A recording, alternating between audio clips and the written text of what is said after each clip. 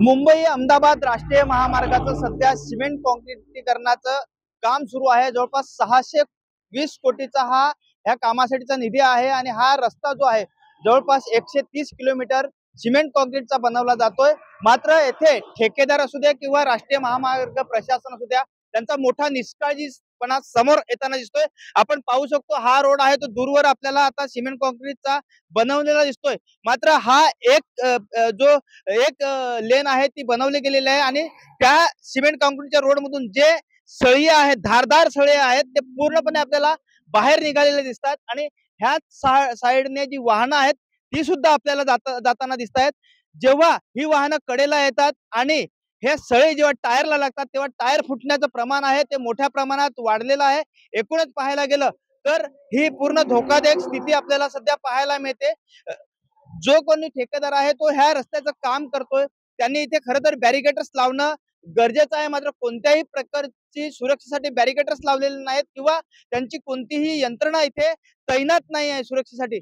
त्यामुळे हे वाहन चालकांचे किंवा जी काही वाहनं जातात त्यांना मोठा त्रास सहन करावा लागतो। एकूणच पाहायला गेलं तर आपण पाहिले की गेल्या काही दिवसापासून हे काम सुरू झालंय आणि हे काम सुरू झालेलं असताना मोठ्या प्रमाणात ह्या रस्त्यावरती वाहन चालकांना आणि प्रवाशांना वाहतूक कोंडीचा सुद्धा सामना करावा लागतोय। या ठेकेदाराचा एवढा या हायवे 48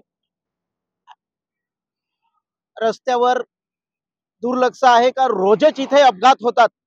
4 व्हीलर 2 व्हीलर आणि जो याला आदळून अपघात झालेला तो वाचला नाही, असे रोजच अपघात होतात। सर्व सडये निघालेले आहे। या ठेकेदाराचा इथे कुठलाही लक्ष मिळत नाही आणि रोजच्या रोज अपघात होत आहेत।